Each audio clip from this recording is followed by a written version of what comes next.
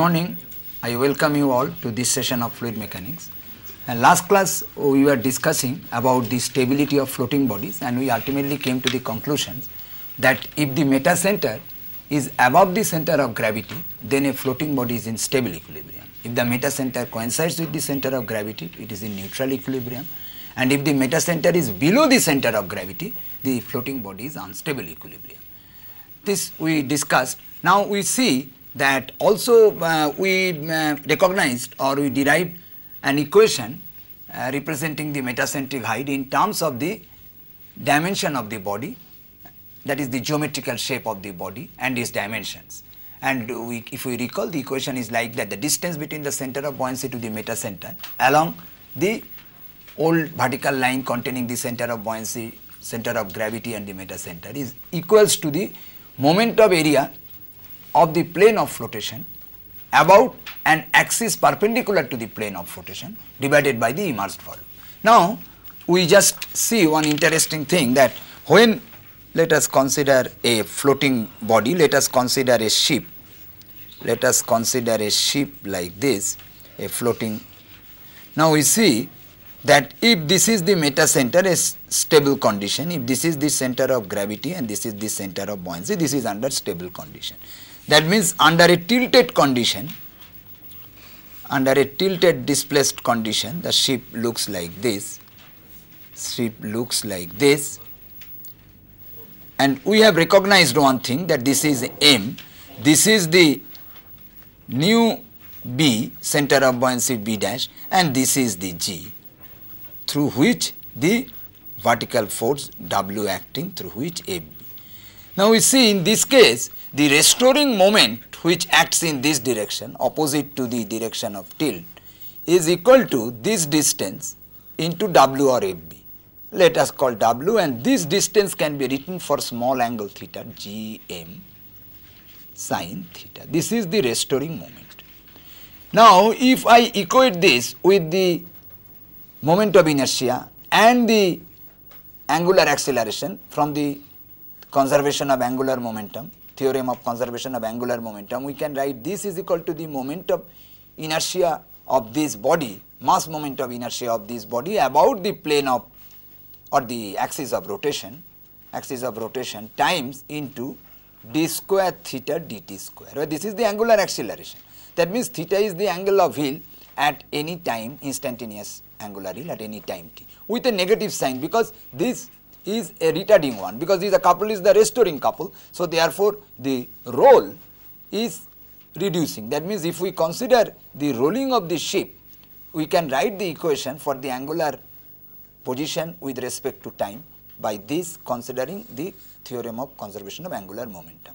For small angle theta, sin theta can be replaced as theta, and if I write this equation is ultimately transferred to d theta, d square theta d square plus W into Gm is the metacentric height, divided by I into theta is 0. So therefore we see that we have a simple harmonic motion for the angular displacement, that means for the rolling of the ship, a simple harmonic motion whose time period t can be written as twice pi times under root of 1 by this, that means under root of I divided by W into Gm. This you know from your simple mathematics. So this is the time period of roll.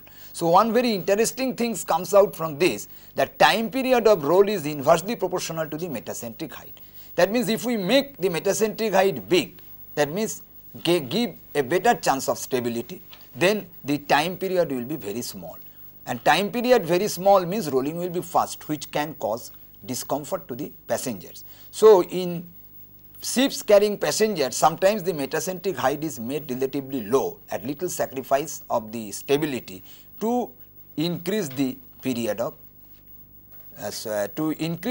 time period. That means for better comfort, the time period is increased. But in warships it is other way. The metacentric height is made as large as possible to have a much better chance of stability, whereas the time period of roll becomes very, if this is very high, so this is very small. So time period of roll becomes very small. So comfort is sacrificed at the cost of stability.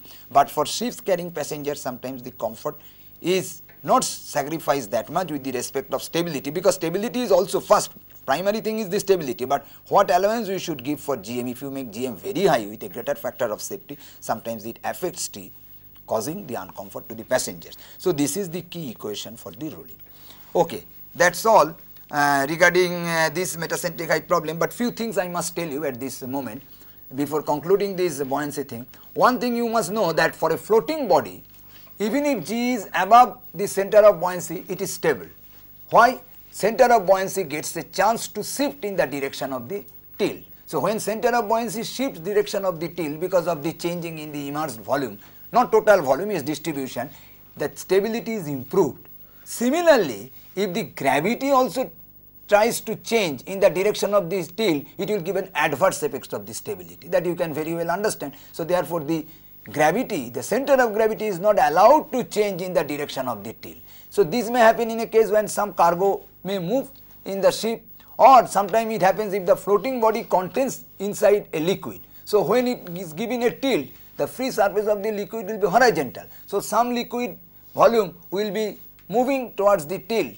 So, therefore, the center of mass will be shifted towards the tilt. So, that will give an adverse effect to the stability. So, therefore, if the floating bodies contain liquid, these are separated into a number of large compartments, large number of compartments, so that the free surface almost remains the same. There is a little change in the distribution of mass. And if there are some solid particles which wants to move, for example, small cargoes in a big ship, that are being prevented. So, that gravity, center of gravity is not allowed to move in the direction of the tilt. Well, now after this I will just solve few examples. Let us see which is very important.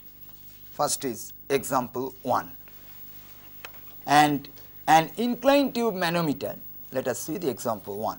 An inclined tube manometer as shown in figure, I will show the figure afterwards, reads 0. An inclined tube manometer as shown in figure reads 0 when A and B are at the same pressure. This A and B that requires the figure.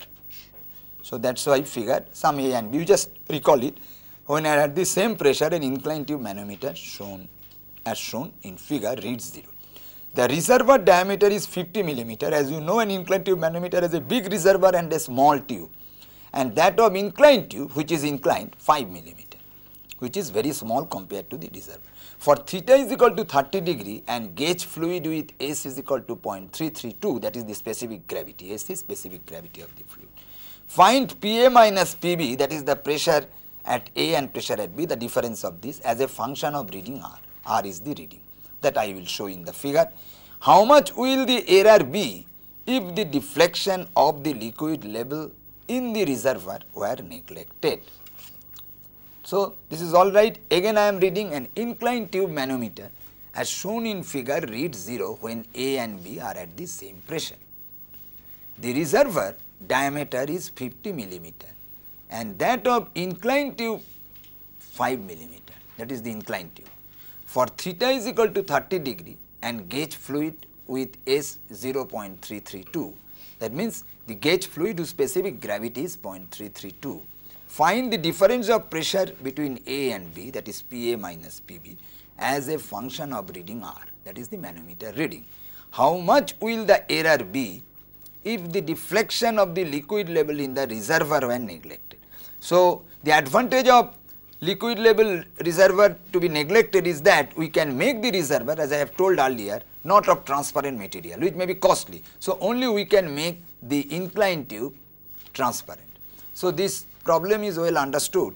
Now, with this problem, let us see what exactly the problem tells. Okay. Let us draw, this is the, sorry,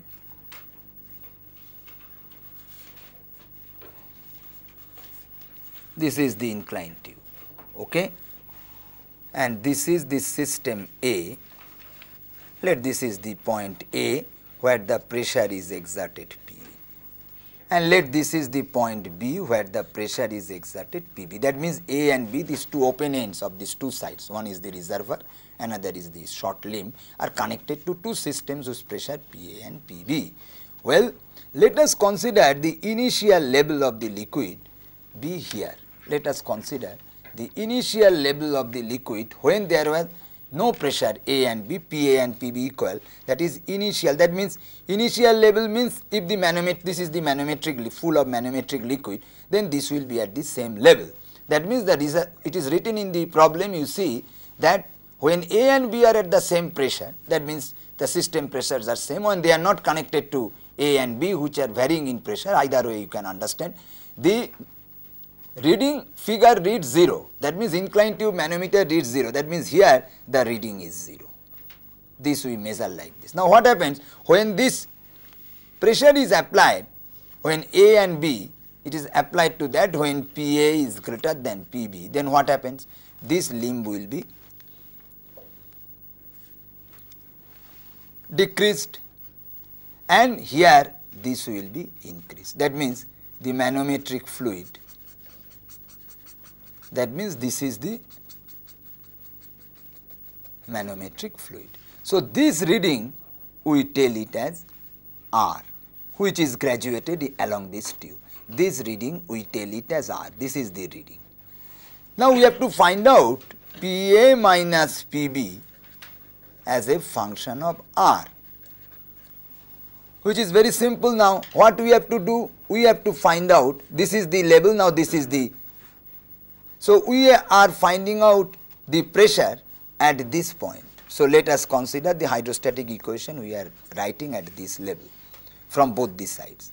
Let us consider this deflection as Y and this is definitely, so this one is definitely, if this be the theta, this is R sin theta. So actually, truly speaking, we will have to use the hydrostatic equation at this level of the liquid. So original level of the liquid is not very important. Now we have to find out the difference in level in both the limbs, like a simple U-tube manometer. From this side, what is this? PA is equal to, now here the height we are not considering, consider a system compressible fluid gas which gives the pressure straight to this PA.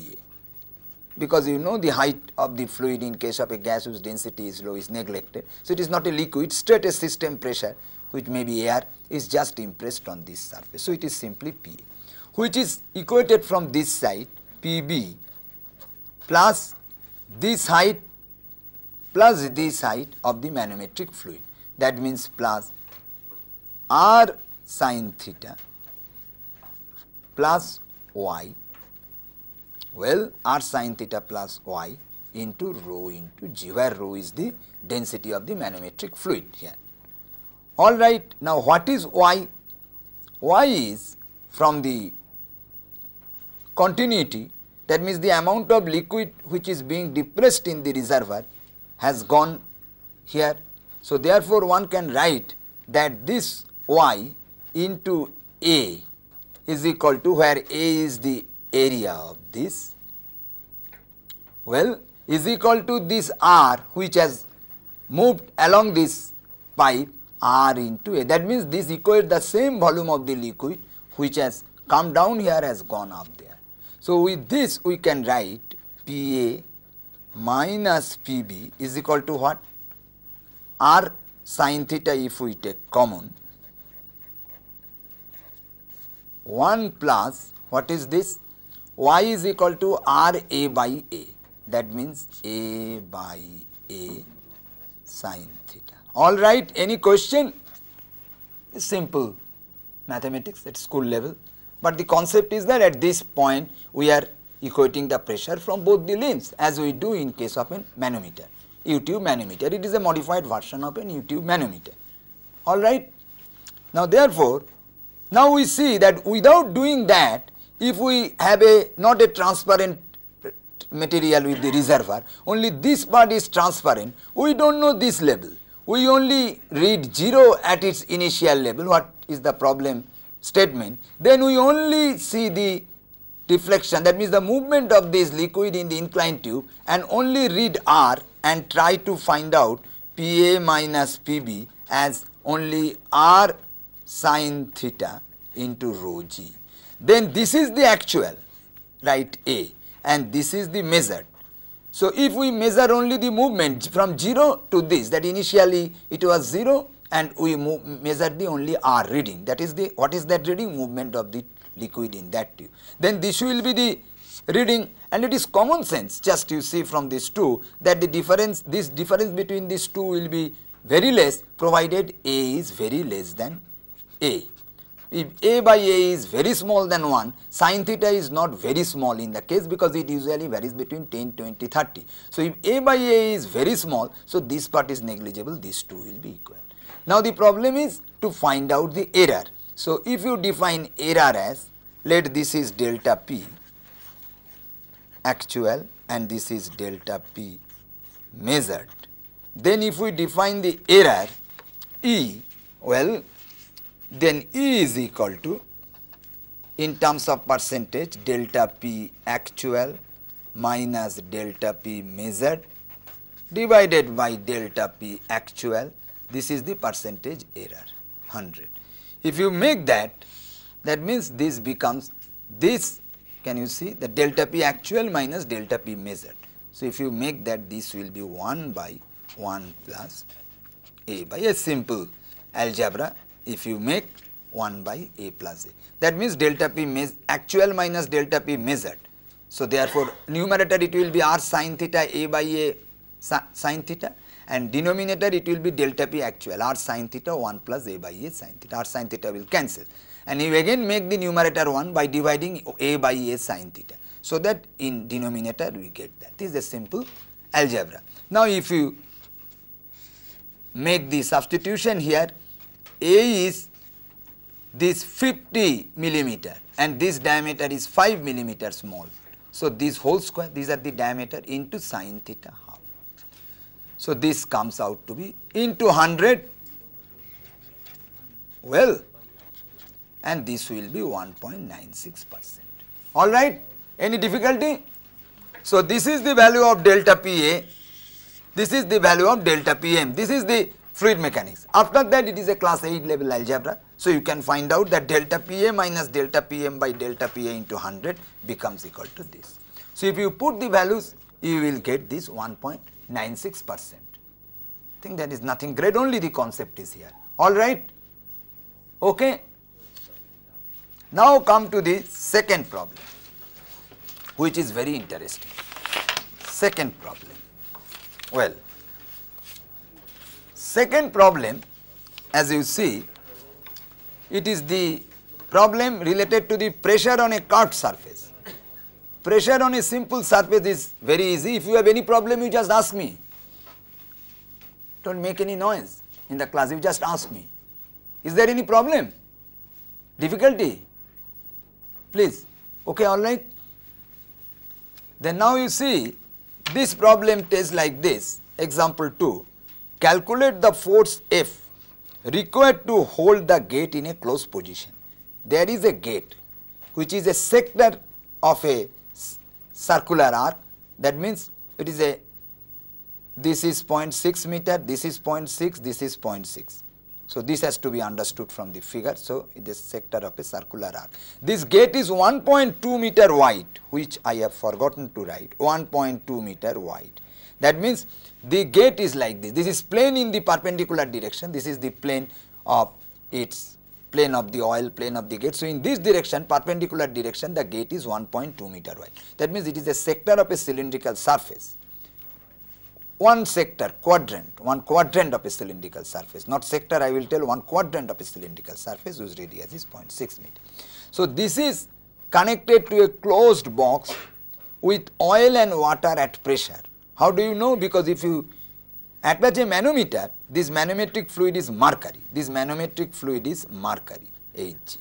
So with the manometric fluid, we get a deflection. That means this is open to atmosphere. This part is open to atmosphere. So that means there is a pressure in this oil and water. So what is due to this pressure in the oil throughout? So a pressure force is exerted on the curved gate, which is a quadrant of a cylindrical surface. What is the force on this?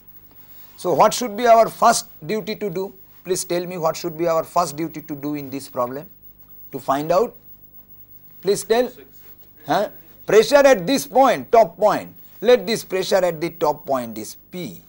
We should find out the pressure at this top point. So what to do? You write the manometric equation to find out the pressure at the top point. That means this part is the water which will.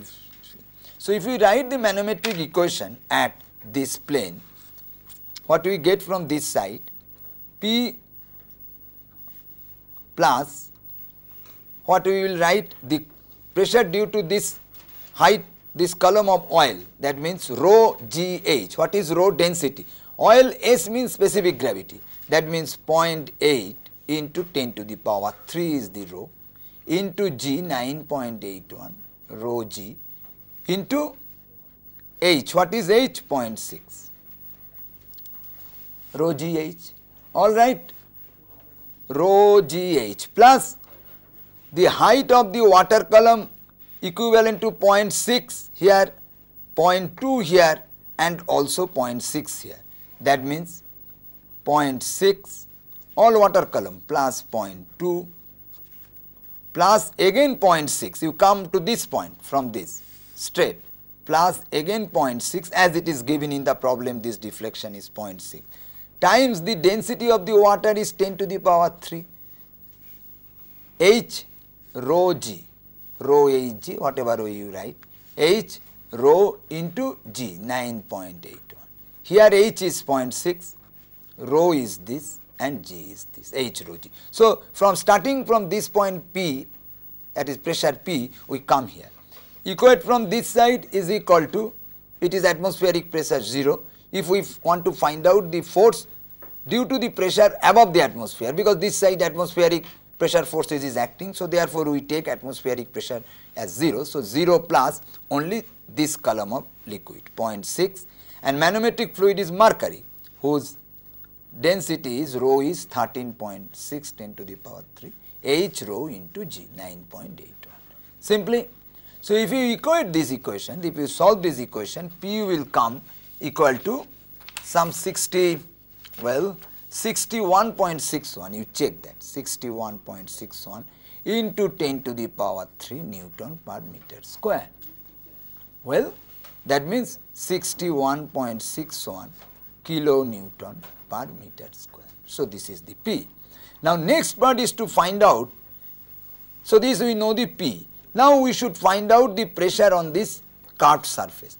Let us apply our idea that what is the horizontal force on this curved surface? Please tell, what is the horizontal component of force in the curved surface? Yes, if we make a projection of this area like this, the horizontal force which is acting on this projected surface, projected plane surface, is the horizontal component of the force acting on the curved surface. So what is the horizontal, what is the force acting on the horizontal plane surface? Please tell, what is the horizontal force acting on the plane surface? That is the pressure at the centroid. So centroid is at the middle, that means 0.3 meter from this surface. So what is the pressure force at the 0.3 meters? What is the pressure intensity? That means this P plus rho GH. Rho is 0.8 10 to the power 3 rho G into 0.3. That is the pressure at its centroid. That means centroid of the center of area of the plane surface, which is a plane surface whose uniform plane surface whose depth is or height is 0.6 meter. So that is 0.3. So at the middle, the center of area, this is the pressure intensity. So then the force is acting not at the middle, this is the center of area, into the area. What is the area now? Area is 0.6 into 1.2. Very good. So this will come out to be horizontal component 46.05 kilonewton. 46.05 kilonewton. Now the next part is the vertical force. How we will find out the vertical force? Please tell me. The vertical force will be equivalent to the weight of the liquid above this curved surface. All right? Please don't talk. Please tell me whether it is all right or not. If you do not understand, you please ask me. Yes, please. So the average force, your We are finding Fh as the average force that is acting on the gate. Not average force, you have not attended the class. The thing is that horizontal component of the force is equal to the force acting on a plane area, which is projectional area into that direction. So the force acting on this plane area, consider a vertical area, is equal to the pressure at its centroid, no question of average, times its area. If you integrate the force component, you will get like that, which has been already told in the earlier classes. So don't ask this silly question that is an average, it is the total force acting, which is the integrated force of all elemental force components on the surfaces, which is found out to be the pressure intensity at the centroid times the area. This simple formula was derived in the class earlier. So therefore, in any plane surface, in submerged surface, the total force acting on the plane area is equal to the pressure intensity at its centroid times its area. This has been derived. So no question of average and all these things, alright. Okay. Now what is the vertical component of force? The vertical component of forces act on this surface. If we find out the weight of the liquid above the curved surface, that also we derived in the earlier classes. Those who attended the earlier class, he knows that. If you have not attended, you please see the earlier lecture. Okay, so this was derived, the vertical component is equal to the weight by magnitude weight of this surface. This is the easier way to do, weight of the liquid above this surface up to the free surface. That means we will have to consider, for example, a free surface. Let us make a gap because space is not there. As if there is a free surface whose height is h, this h, this h, you can see this h. If this is the height of the free surface, which is extrapolated imaginary free surface, that also was discussed in the earlier class, this becomes equal to this simply pressure P here by rho g. Okay, that means this simply equal to pressure. What is this pressure? 61.61 into 10 to the power 3 divided by the rho. That means this we are finding out an imaginary free surface. That means if the oil is allowed to go, that means without this chamber, there is a pressure, that means oil free surface could have been extended to a height h from here, which is equal to P by rho g. That means 0.8 10 to the power 3. It is very simple, 9.81, and that becomes equal to, that exactly becomes equal to 7.85 meter. That means we get an h is equal to 7.85 meter. Now it is very simple that we can tell now that it is the weight of this liquid vertically above the surface, as that means weight of this part of the liquid up to the free surface. So we will have to find out the weight of this liquid. The weight of this liquid. Okay.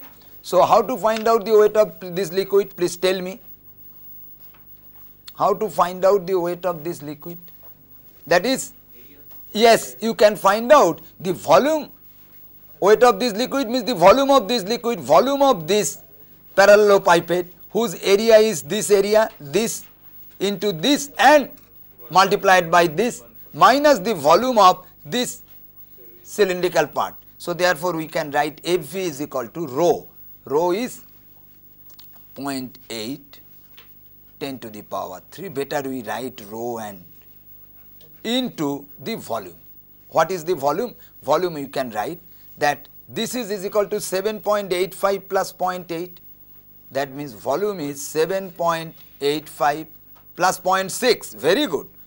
Into minus, this side 1.2 is same, minus pi into 0.6 whole square by 4, because this is the quadrant of a circular surface, quadrant of a cylindrical surface, this side 1.2. That means this into 1.2. So this is the volume of this liquid. So 7.85 plus 7.85 plus 0.6 into 0.6. That means this side is 0.6. Into 0.6. Oh, 7.5. Very good. Very good. Very good. I am very happy. Very happy. 7.85 into 0.6. Then it comes meter square. Minus pi 0.6 whole square by 4. Very good. Okay. Into 1.2. Alright. Very simple thing. So we get the value of FB. What is FB? FB is 45.2. 0.08 kilonewton. This divided by 10 to the power 3, if you make, this will be kilonewton. Okay, now the question is that there is a hinge here. Let the point is O. Now we have to find out F. The question was what is the force F required to hold the gate. So therefore to find out F, we will have to take the moments of the forces about O. Well, moment of all the forces. So therefore we must know the point of application of the forces. Now one catch is that don't try to find out in this type of problem the point of application of this horizontal force and the vertical force. Rather the catch is like that, as because this is the cylindrical part, all the forces will be perpendicular to the element, and this perpendicular always passes through the radius. That means these are the radial lines which are always perpendicular to it. So by which we can tell that the resultant force is a line which is perpendicular to this and passes through the origin here, this origin. So therefore this is another radial line, because all the force components act along the radial lines. They may not be parallel, but the radial lines. So therefore the intelligent part of this work is to assume that one radial line is the line of action for the resultant force F, Fr for example, resultant pressure forces Fr. Let the angle makes this resultant force with the vertical be theta, Then you take simply moment. But before that you have to find out what is the value of this theta. This theta value you can find out, tan theta is equal to Fh by Fv.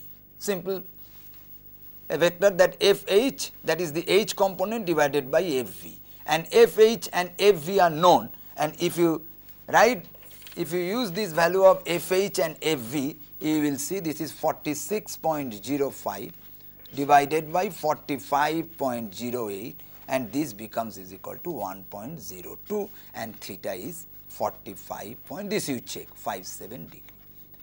Now when this theta is known, the resultant force is specified. Now I can take moment about the hinge O to find F. So F into points, what is this, 0.6 is equal to the resultant force Fr, they are in the opposite direction, into the perpendicular distance from the hinge point to the line of action of the resultant force, which will be equal to 0.6 sin theta. That means 0.6 sin theta. Well, 0.6 sin theta, 0.6 sin theta is this.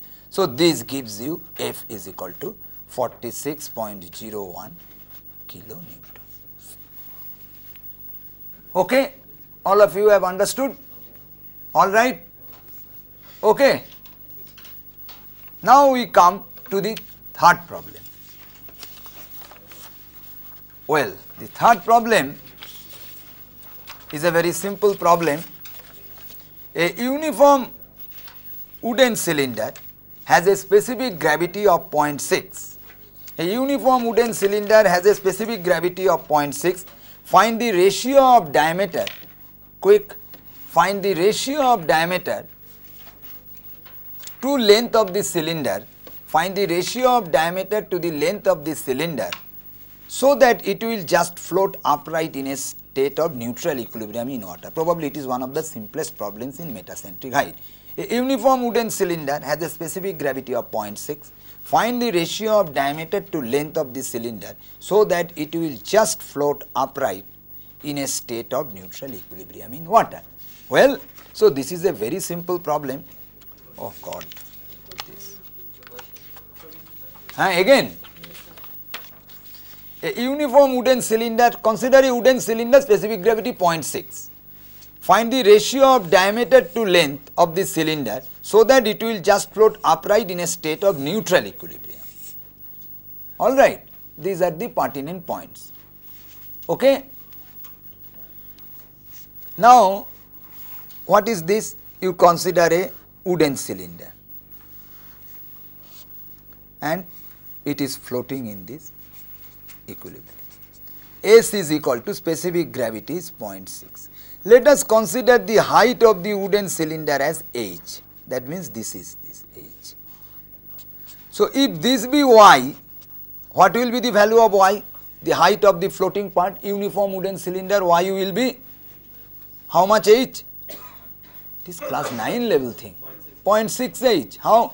Because weight is balanced by the